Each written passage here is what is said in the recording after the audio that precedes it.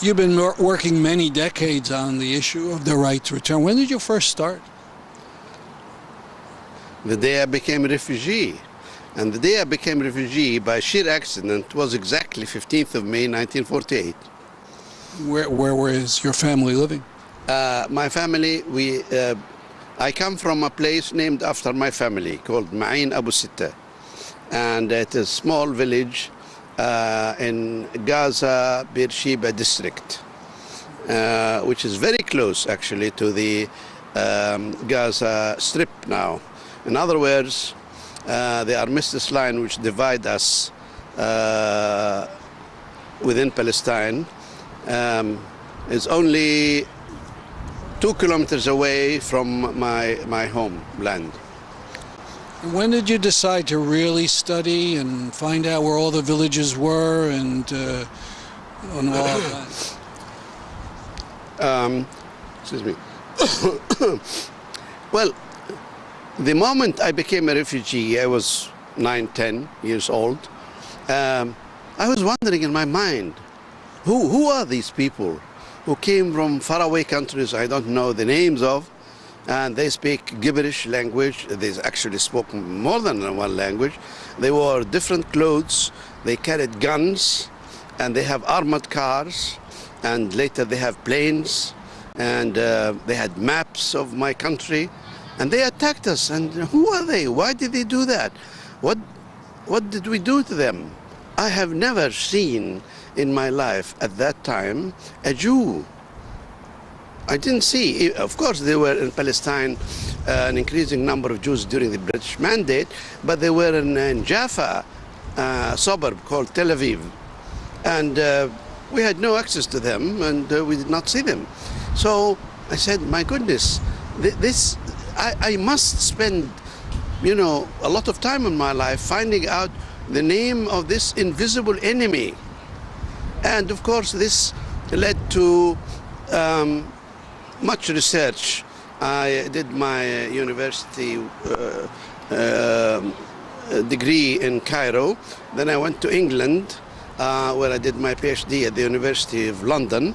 And that was a good time for me to search for the British archives, because it was then only 10 years after the British left Palestine unceremoniously in the middle of the night, leaving the people who were supposed under their custody alone against an offense, a huge offense, planned and financed and operated from outside Palestine.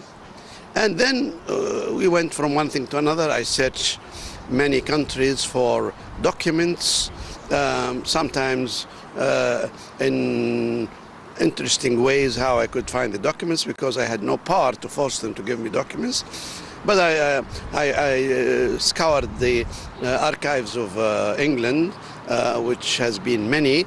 But then I also went to Berlin, Leipzig, Paris, Istanbul, and the United States, but particularly also in the United States, the United Nations Library. And then you assemble these pieces together until I was able to, the most major work is called Atlas of Palestine, 1917 to 1966, in which I documented 1,600 towns and villages, 12... Say that number again? 1,600,000 villages, including the ones which arose after 1948.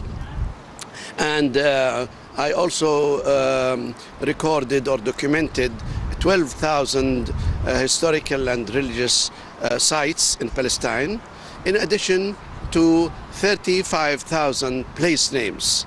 Do the Israelis let you in the country? Do they let me? I went there once after the euphoria of Oslo, and that was the first time I went to see my hometown and to see all of Palestine, in fact. I took my daughter with me, who was the first in 12 generations not born in our land. And I took her around all over Palestine. But what I wanted to say, one thing, is that I was very pleased to be able to record a total of about 60,000 place names in Palestine on the map. This is important for two reasons.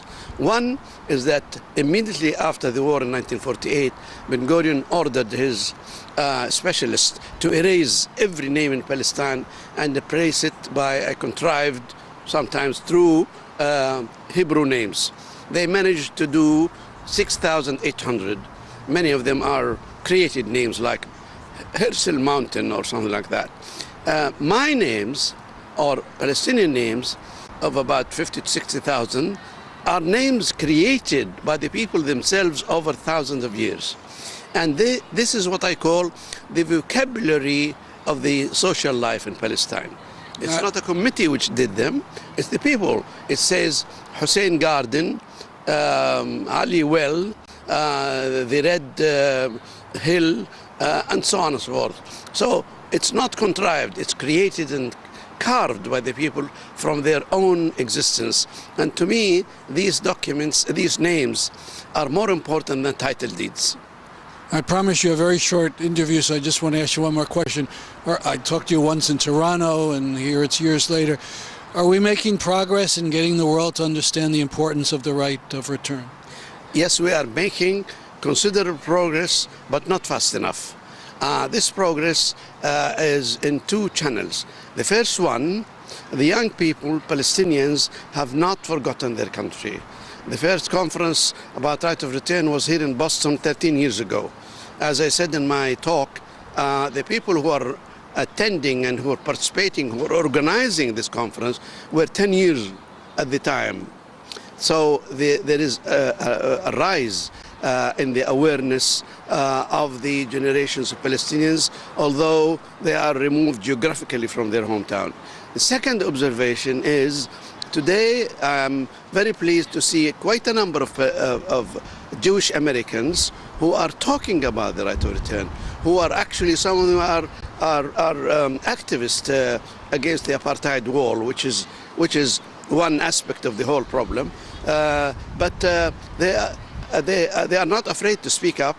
And before it was taboo, if you are a Jew, an American Jew or European Jew, to speak of Palestine, it means you undermined the legitimacy of the conquest and the land theft in Palestine. And of course, this legitimacy doesn't exist. So they are on the right track. Thank you very much. Thank you very much.